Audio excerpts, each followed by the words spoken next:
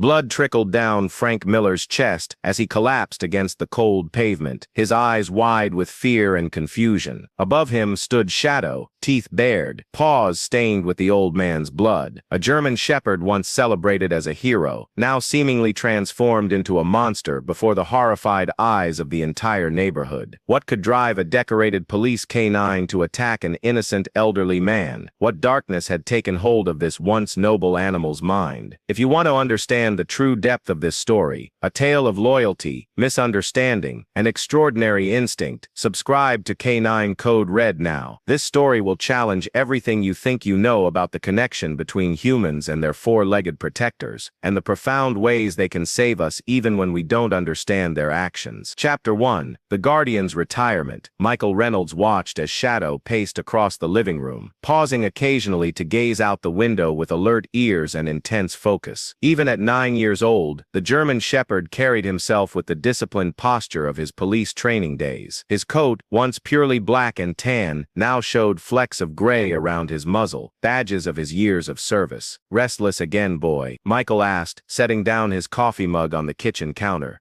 It had been 8 months since Shadow's retirement ceremony at the Boston Police Department, an emotional day filled with commendations, photographs, and tearful goodbyes from officers who had worked alongside the legendary K9. Shadow had been responsible for discovering over 40 drug caches and had assisted in the apprehension of more than 24 dangerous suspects throughout his 7-year career. The transition to civilian life hadn't been simple. Michael, himself a retired police detective, who had worked with Shadow for 5 of those years, understood the adjustment better than most. Both of them were warriors without a battlefield now, protectors without an official mandate to protect. "How about a walk through the neighborhood?" Michael suggested, reaching for Shadow's leash hanging by the door. The dog's ears perked immediately, his tail wagging with renewed energy. Their new suburban neighborhood in Westfield was peaceful, almost too peaceful for a pair accustomed to sirens and stakeouts. The identical houses with their manicured lawns and carefully trimmed hedges represented a kind of perfection that sometimes felt alien to Michael. The neighbors were friendly enough, though most kept a respectful distance from Shadow, intimidated perhaps by his size and bearing. As they rounded the corner onto Maple Street, Michael spotted their elderly neighbor, Walter Harrison, pruning his rose bushes. Walter had moved to the neighborhood just 2 weeks after Michael and Shadow, a widower in his early 70s, who had served in Vietnam, according to neighborhood gossip. "Good morning, Mr. Harrison," Michael called out with a friendly wave. Walter straightened slowly, one hand pressed against his lower back, the other clutching his gardening shears. "Morning, Reynolds," he replied with a polite nod. What happened next occurred so quickly that Michael would later struggle to describe the sequence of events clearly. Shadow's body language transformed instantly, his ears flattened against his head, his hackles raised, and a deep threatening growl emanated from his throat. Before Michael could tighten his grip on the leash, Shadow lunged forward with such force that the leash burned through Michael's fingers as it slipped from his grasp. "Shadow, no," Michael shouted, but it was too late. The German shepherd charged directly at Walter, barking ferociously, teeth bared. The elderly man stumbled backward in terror, dropping his gardening shears and raising his arms in a futile gesture of protection. Michael sprinted after his dog, heart pounding with confusion and horror. Shadow circled Walter, maintaining a distance of about 2 feet, barking with an intensity Michael had only seen during drug busts or suspect apprehensions. "Get this animal away from me," Walter cried out, his voice trembling with fear. By the time Michael managed to grab Shadow's leash and pull him back, neighbors had emerged from their homes, drawn by the commotion. Shadow continued straining against the leash, his eyes fixed on Walter, who was now pale and shaking. "I'm so sorry," Michael stammered, struggling to control his dog. "I don't understand what's gotten into him. He's never done anything like this before." "That dog is dangerous," Walter shouted, pointing a trembling finger. "He should be muzzled." As Michael dragged Shadow away, he could feel the judgment in the stares of his neighbors. Whispers followed them down the street. "Isn't that a police dog? Do they normally just attack innocent people? Maybe it's gone bad. You know, like cops sometimes do." Back at home, Michael examined Shadow thoroughly, checking for signs of illness or injury that might explain the uncharacteristic behavior. The dog seemed perfectly normal now, calmly drinking water from his bowl before settling on his bed in the corner of the living room. Michael's phone rang. It was Diane Simmons from across the street. "Michael, is everything okay?" That was quite a scene with Mr. Harrison. Michael sighed, running his hand through his graying hair. "I honestly don't know what happened, Diane. Shadow's been trained to detect threats, drugs, weapons. He doesn't just go after people for no reason. Well, the neighborhood watch group is already blowing up with messages. Some people are suggesting Walter might have been carrying something illegal." Michael frowned. "That's ridiculous. He's a 73-year-old veteran gardening in his front yard." "I'm just telling you what people are saying," Diane replied. "You might want to check on Walter later, make some peace. He was pretty shaken up." After ending the call, Michael knelt beside Shadow, looking into the dog's intelligent brown eyes. "What did you see, boy? What was it about Walter that set you off?" Shadow tilted his head slightly, as if trying to understand the question, then licked Michael's hand once before laying his head down on his paws. For the first time since their partnership began, Michael couldn't interpret what Shadow was trying to tell him, and that terrified him more than he cared to admit. Chapter 2: Suspicion and Apology. The next morning, Michael stood on Walter Harrison's front porch, shifting uncomfortably from one foot to another.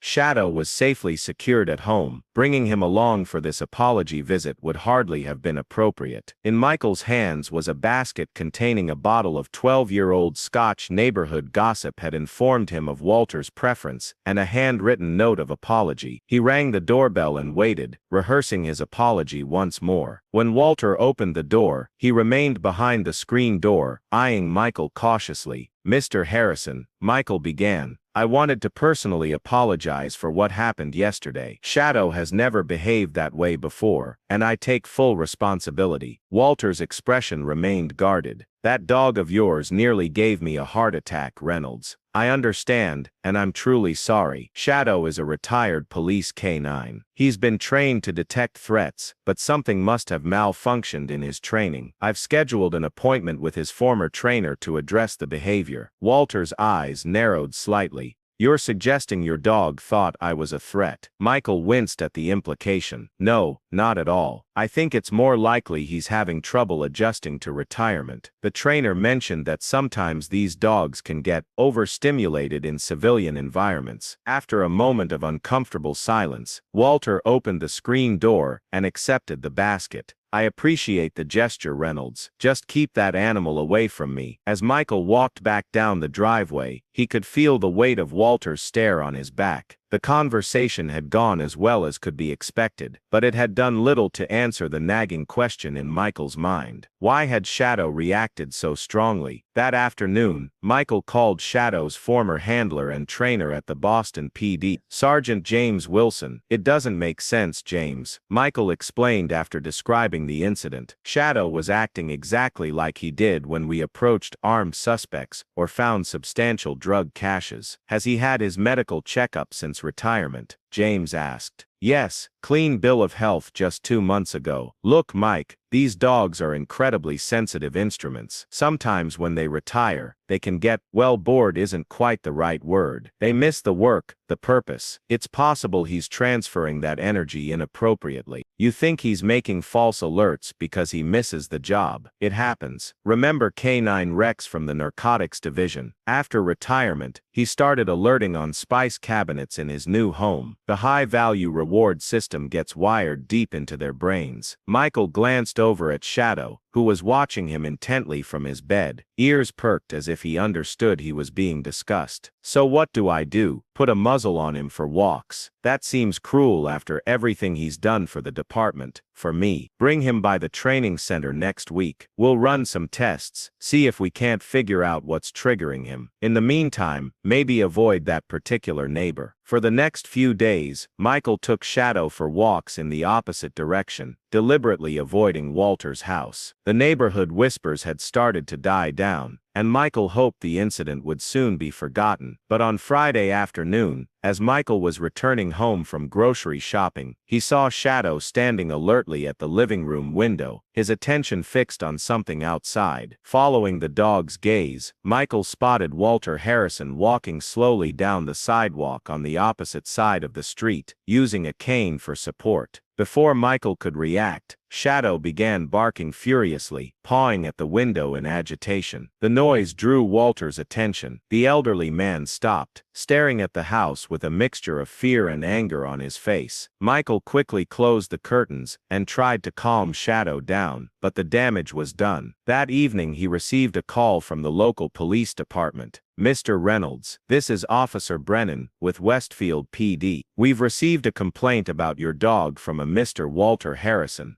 Michael's heart sank. "Officer, I can explain. Sir, Mr. Harrison claims your dog has been aggressive toward him on multiple occasions, and he feels threatened. Now, I understand your dog is a retired police canine." "Yes, that's correct. Shadow served with the Boston PD for 7 years with an exemplary record. I respect that service, sir, but we have to take these complaints seriously.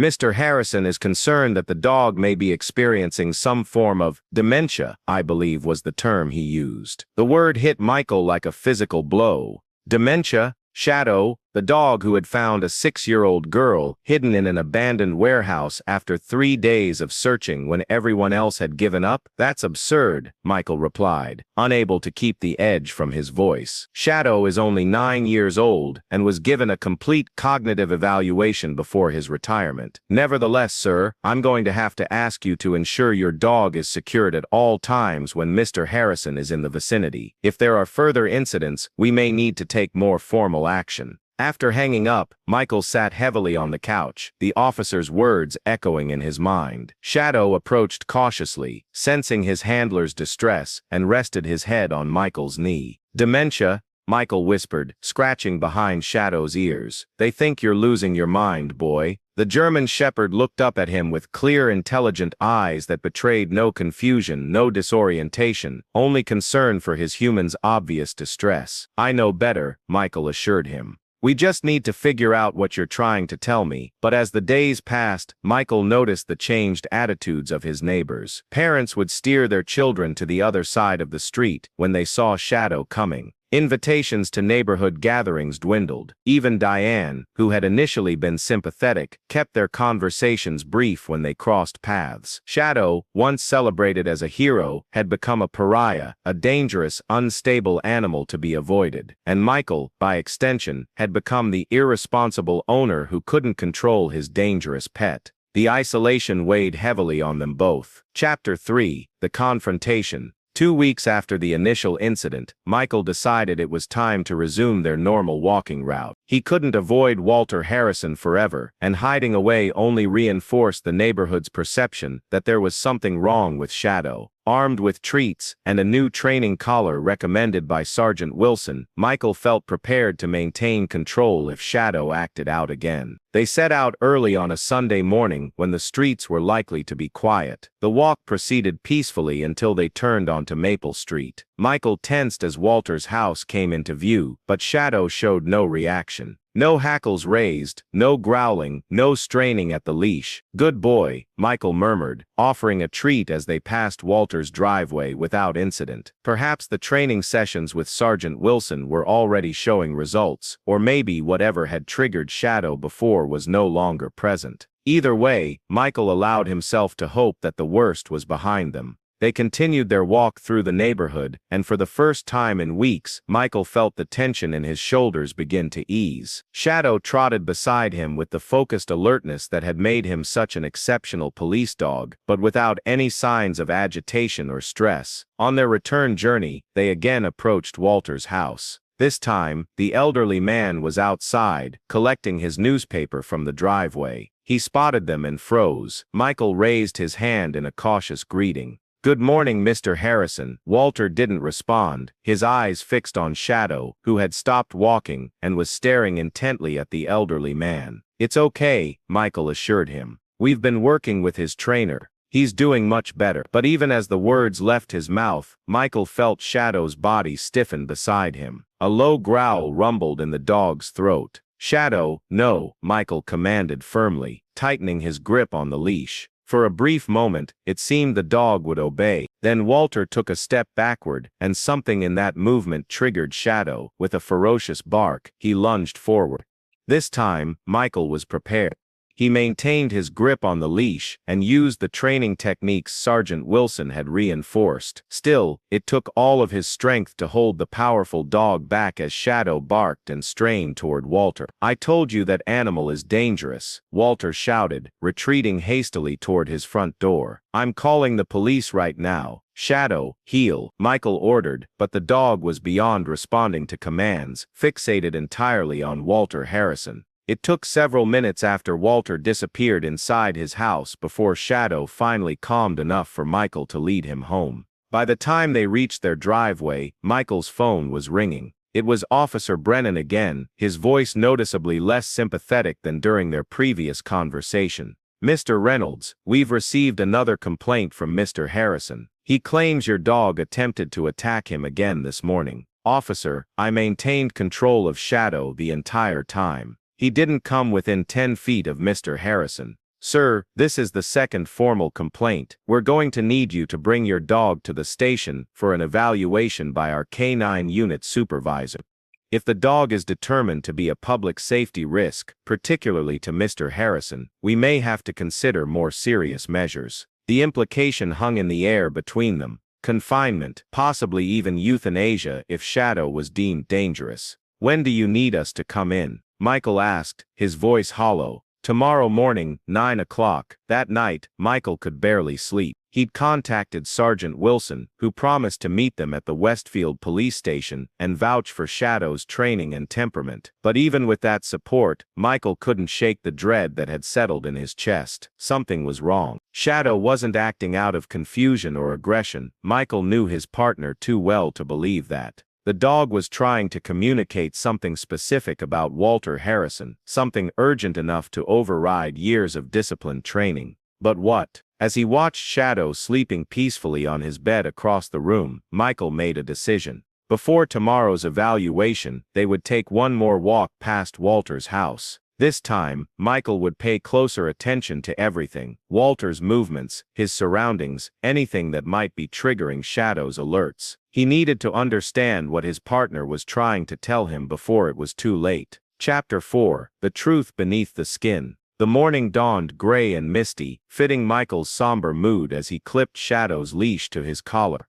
They had 2 hours before their appointment at the police station, enough time for one final attempt to solve the mystery. "This is it, boy," Michael whispered, kneeling to look into Shadow's alert brown eyes. "I need you to help me understand." They set out toward Walter's house, Michael's senses heightened to their surroundings. Shadow walked calmly beside him, showing none of the tension from previous encounters, until Walter's house came into view. Michael felt the change immediately. Shadow's ears pricked forward, his body tensing slightly. But instead of pulling or barking, the dog simply fixed his gaze on the house with intense focus. Walter's car was in the driveway, but there was no sign of the man himself. They approached slowly, Michael watching Shadow carefully for any change in behavior. As they passed the driveway, the front door opened. Walter emerged, dressed in a light jacket despite the warm morning. He spotted them immediately, and his body language shifted, shoulders stiffening, expression hardening.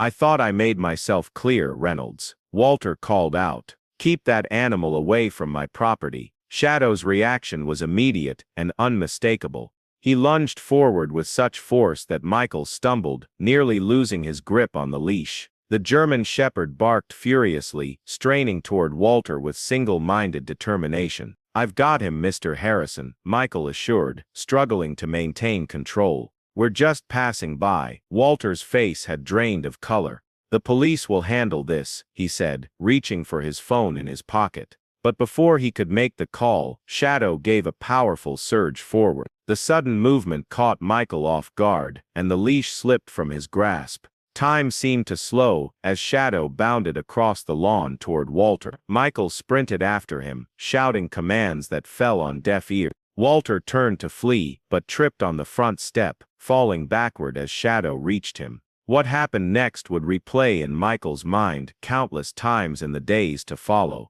Instead of biting, Shadow slammed his body against Walter's chest, knocking the elderly man flat on his back. Before Michael could reach them, the dog placed his front paws on Walter's upper chest and began scratching frantically at the man's jacket, tearing through the fabric with his claws. Walter's screams brought neighbors running from their houses. By the time Michael managed to pull Shadow away, Walter's chest was bleeding from several deep scratches, his jacket in tatters. "Help!"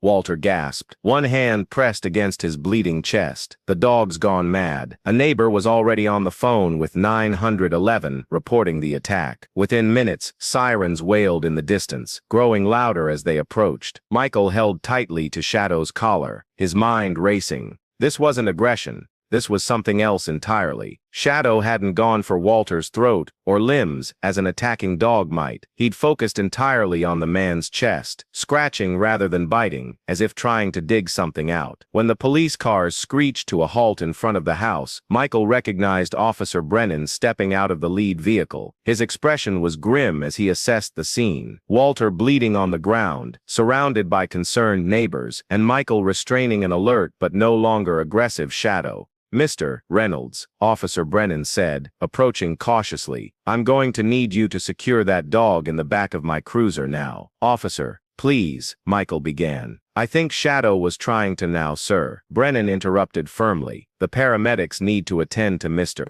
Harrison, and that can't happen with the dog present." As Michael led Shadow to the police car, he looked back to see paramedics kneeling beside Walter, cutting away what remained of his jacket and shirt to examine the wounds on his chest. "I need you to listen to me," Michael said urgently to Officer Brennan as he secured Shadow in the back of the cruiser. "Shadow is a trained detection dog. The way he was behaving, he wasn't attacking Walter. He was alerting to something." Brennan's skeptical expression made it clear he wasn't convinced. "Sir, I understand you're attached to your dog, but what I just witnessed was an attack on a senior citizen. The dog will need to be held at the station pending an investigation, and frankly, given the circumstances, I'm not optimistic about the outcome." Michael watched helplessly as the paramedics helped Walter onto a stretcher. The elderly man's chest was now bandaged, his face pale with shock. As they prepared to load him into the ambulance, one of the paramedics called out to his partner, "Hey, look at this. There's something strange about these scratches." The second paramedic leaned in, examining Walter's chest more closely. "You're right. Let's get him to Memorial right away. I want Dr. Sanders to take a look at this." As the ambulance doors closed and it pulled away with sirens blaring, Michael felt a hand on his shoulder. It was Sergeant Wilson, who had arrived just in time to witness the aftermath. "I heard the call on the radio," Wilson explained. "What happened?" Michael quickly recounted the events, emphasizing Shadow's unusual behavior, the focused attention on Walter's chest, the scratching rather than biting. Wilson's expression grew thoughtful. "That's not aggression, that's a detection response." "But what would he be detecting on the man's chest?" "I don't know," Michael admitted, "but I'm certain Shadow was trying to communicate something important." "Let me talk to the officers," Wilson offered. "In the meantime, you should go to the hospital. If there is something unusual about Harrison's injuries, we need to know what it is." As Sergeant Wilson approached Officer Brennan, Michael glanced back at the police cruiser, where Shadow sat watching him through the window, alert and calm, the consummate professional he had always been. "I trust you, boy," Michael whispered. "I just hope we figure this out in time." Chapter 5, Revelation at Memorial Hospital's emergency department, was a flurry of activity when Michael arrived. He approached the information desk, heart pounding. "I'm looking for Walter Harrison," he explained to the receptionist. "He was brought in by ambulance about 30 minutes ago. Dog attack." The receptionist typed the name into her computer. "Are you family, sir?" "No, I'm the owner of the dog," Michael admitted, preparing for judgment or denial. To his surprise, the receptionist's eyes widened with recognition. "Oh, the nurse was just asking if anyone knew how to contact his neighbors or friends. Mr. Harrison is alone, and the doctors need some information about his medical history." Relieved that he wouldn't be turned away, Michael followed the receptionist's directions to a waiting area near the emergency treatment rooms. A nurse approached him almost immediately. "You're Michael Reynolds, the owner of the police dog?" Michael nodded, tensing for accusations. "Dr. Sanders would like to speak with you," the nurse said, her expression unreadable. "Please follow me." She led him to a consultation room where a middle-aged woman in a white coat was reviewing images on a computer screen. She turned as they entered, extending her hand. "Mr. Reynolds, I'm Dr. Alicia Sanders.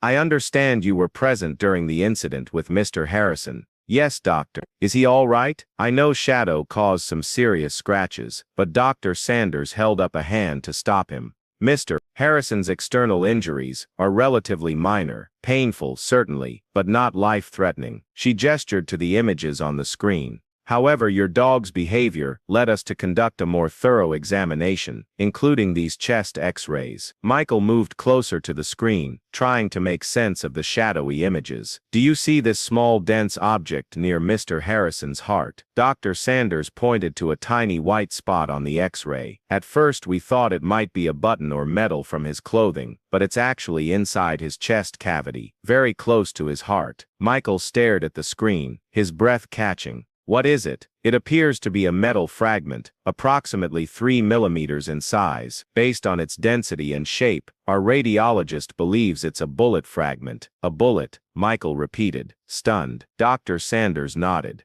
"Mr. Harrison mentioned he served in Vietnam. It's possible he was wounded in combat, and this fragment couldn't be safely removed at the time. These things can migrate through tissue over decades, which is extremely dangerous when they're near vital organs like the heart." "And you're saying this fragment was moving toward his heart?" "Based on the inflammation around it, yes. Had it shifted just a few more millimeters, it could have caused a fatal hemorrhage or heart damage." Dr. Sanders looked at Michael with newfound respect. "Your dog somehow detected this. The scratches are precisely over the location of the fragment." Michael felt lightheaded as the realization washed over him. Shadow hadn't been aggressive or confused. He had been doing exactly what he was trained to do, detecting a threat and trying to alert to it with increasing urgency as the danger grew. "Can I speak with Mr. Harrison?" Michael asked. Dr. Sanders hesitated. "He's being prepped for surgery to remove the fragment. The procedure is delicate but relatively straightforward, now that we've located it. I can allow you a brief moment before he goes to the operating room." She led Michael to a small pre-operative area, where Walter lay on a gurney, connected to monitors and an IV. He looked smaller somehow, vulnerable in the hospital gown. His chest was covered with sterile dressings where Shadow's claws had torn the skin. When Walter saw Michael, his expression hardened. "Come to finish what your dog started,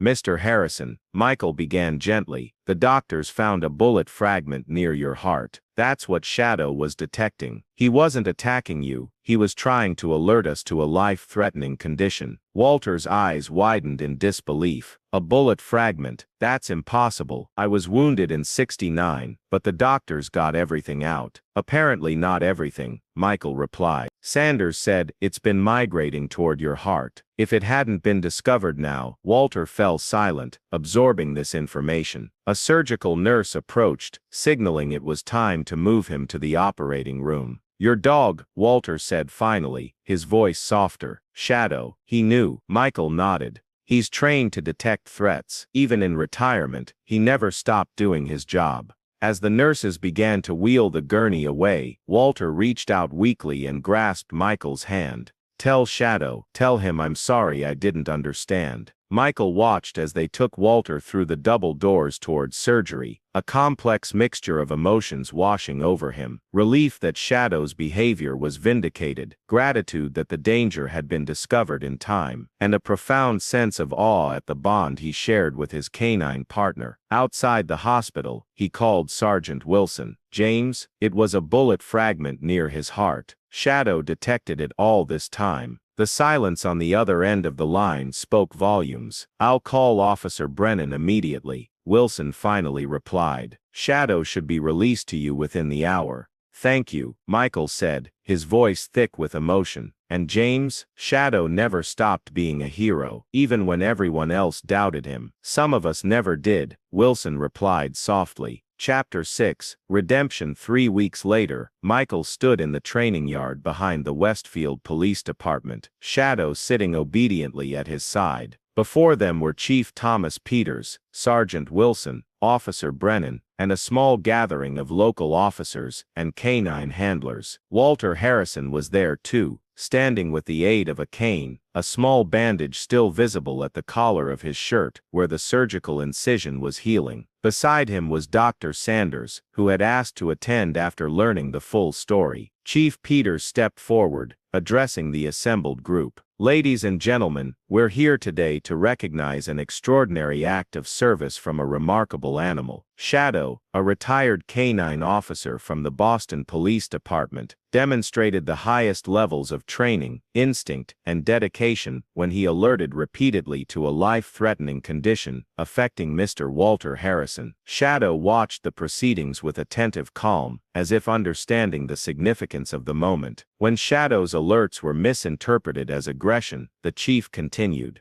He persisted, ultimately taking direct action that led to the discovery of a potentially fatal bullet fragment near Mr. Harrison's heart. Officer Brennan stepped forward next, presenting Michael with a formal letter clearing Shadow of all complaints and commending his actions. "I owe you both an apology," Brennan said quietly. "I should have considered there might be more to the situation." Michael accepted the letter with a nod. Shadow was just doing what he was trained to do. "It's not your fault no one understood what he was trying to tell us." Walter Harrison approached next, moving slowly but steadily. He knelt carefully, bringing himself to eye level with Shadow. The German Shepherd looked at him calmly, showing no signs of the agitation that had characterized their previous encounters. "The doctors tell me that fragment would have killed me within days if it hadn't been found," Walter said, his voice wavering slightly. "You saved my life, boy." He reached out a tentative hand, and after a glance at Michael for permission, Shadow extended his nose to sniff Walter's fingers before allowing the elderly man to pat his head. "I've never been much of a dog person," Walter admitted, standing up with a wince. "Too many bad experiences with strays in Vietnam. But I guess I owe this one everything." Dr. Sanders approached next, kneeling to examine Shadow more closely. The fragment was so deeply embedded in tissue, our standard examinations wouldn't have detected it until it was too late. "The sensitivity of this dog's nose is truly remarkable." Sergeant Wilson nodded. "Canines like Shadow can detect minute changes in body chemistry, unusual growths, even certain types of cancers. We primarily train them for narcotics and explosives detection, but their capabilities go far beyond what we typically utilize." Chief Peters cleared his throat, which brings me to an announcement.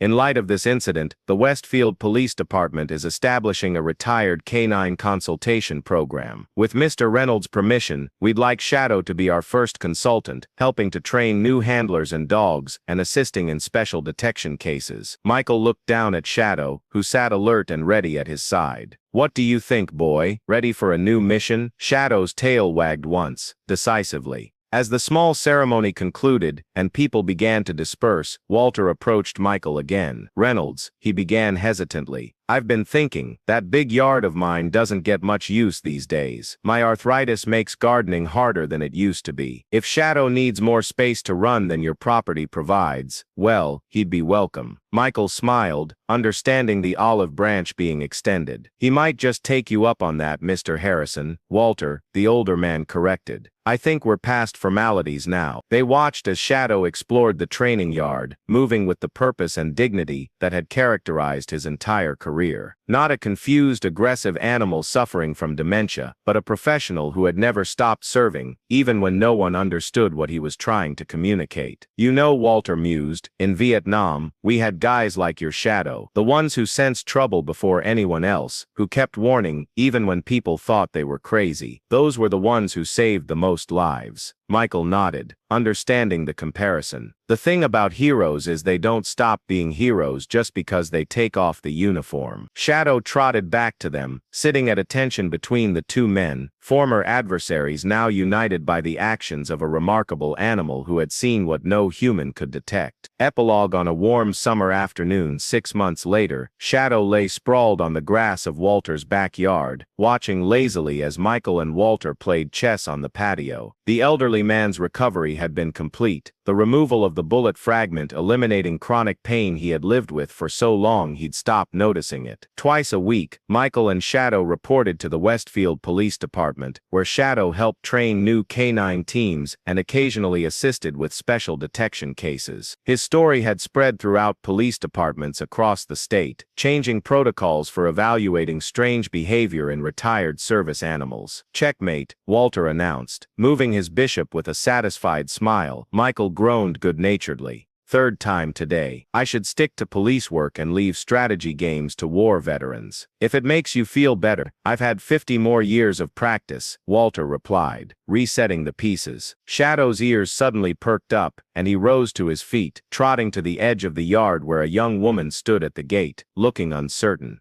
"Can we help you?" Michael called out, recognizing her as a new neighbor who had moved in down the street. "I hope so," she replied, approaching cautiously. "You're the owner of the police dog, right? The one who detected that bullet fragment." Michael nodded, standing to greet her properly. "Michael Reynolds, this is Shadow, and my friend Walter Harrison. I'm Emma Chen," she said, kneeling to let Shadow sniff her hand before gently petting his head. "I've heard about what happened. It's amazing." She hesitated, then continued. "My daughter has been having these strange headaches. The doctors have run tests, but they can't find anything wrong." Walter and Michael exchanged glances. "You're wondering if Shadow might detect something?" Michael asked carefully. Emma nodded, her eyes bright with a desperate hope that Michael recognized all too well from his years in law enforcement. The look of someone grasping for answers when all conventional avenues had failed. "I know it sounds crazy," she admitted, "but after hearing about what happened with Mr. Harrison, well, I thought it couldn't hurt to ask." Michael knelt beside Shadow, running his hand along the dog's muscular shoulder. "He's not trained specifically for medical detection," he explained gently. "What happened with Walter was extraordinary, but not impossible to repeat," Walter interjected, leaning forward on his cane. "That dog has instincts beyond anything the training manuals cover." Shadow stood alert, watching the conversation with intelligent eyes that seemed to understand every word. "Would it be okay if he just met her?" Emma asked. "Lily's only 7. She's been through so much already with these headaches." Michael looked at Shadow, who returned his gaze steadily. After everything they'd been through, the trust between them ran deeper than words could express. "Where is she now?" Michael asked. "At home with my husband, just down the street." Michael clipped Shadow's leash to his collar, a formality more than a necessity. "Lead the way." As they walked down the tree-lined street, Michael felt a familiar tension building in his chest, the same anticipation he'd experienced countless times when responding to a call with Shadow during their active duty year. Beside him, Shadow moved with purpose, his disciplined gait revealing no sign of his advancing age. "I should warn you," Michael said to Emma, "not to expect too much. Even if Shadow does react to something, interpreting what he's detecting would be challenging." Emma nodded. "I understand." At this point, any new direction would be welcome. They arrived at a modest 2-story home, with a colorful garden and a bicycle lying on its side in the front yard. A man opened the door before they reached it, his worried expression softening slightly at the sight of his wife. "This is my husband, David," Emma explained. "David, this is Michael Reynolds and Shadow, the police dog I told you about. And this is Mr. Harrison." David shook their hands, his skepticism evident but tempered by desperation. "Lily's in the living room," he said, leading them inside. A small girl with dark pigtails sat on the couch, leafing through a picture book. She looked up as they entered, her eyes immediately fixing on Shadow. "A doggy," she exclaimed, her face lighting up with a joy that momentarily erased the pallor of pain that had settled on her young features. "This is Shadow," Michael explained, keeping his voice light. "He's a very special dog, who used to work with the police. Would you like to meet him?" Lily nodded eagerly, setting her book aside. Michael brought Shadow closer, maintaining a gentle but firm grip on his leash. "Let him smell your hand first," he instructed. "Like this." He demonstrated, and Lily followed his example, holding out her small hand for Shadow to investigate.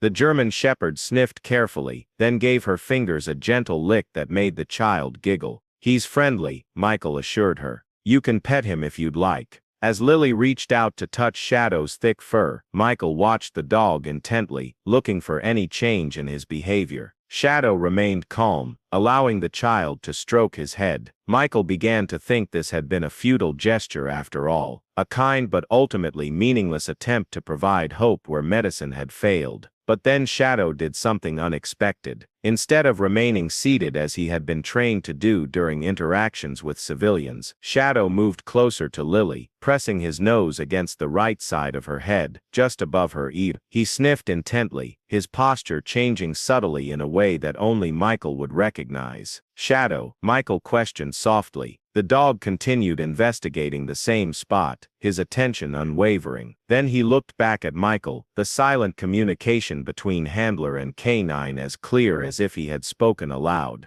"Does something's here." Emma had noticed the change. "What is it? What's he doing?" Michael approached, kneeling beside Lily, who seemed delighted rather than frightened by Shadow's attention. "Lily, do your headaches hurt more on this side?" he asked gently, indicating where Shadow was focusing. The girl nodded. "Right here," she said, pointing to the exact spot. "It feels like pushing from inside." Michael met David and Emma's anxious gazes. "I think," he said carefully, "you should ask the doctors for a more detailed scan of this specific area. Shadow is alerting to something here." "My God," David whispered, his skepticism evaporating. "We've been to 3 different specialists." Walter stepped forward, placing a hand on David's shoulder. "Trust the dog," he said simply. "I'm alive today because someone finally did." 2 weeks later, Michael's phone rang, as he was preparing Shadow's dinner. It was Emma. "They found it," she said, her voice breaking with emotion. "A small AVM arteriovenous malformation, exactly where Shadow indicated. It's small, but it's been causing pressure, and could have ruptured eventually. They're scheduling surgery next month." Michael closed his eyes, relief washing over him. "That's wonderful news, Emma.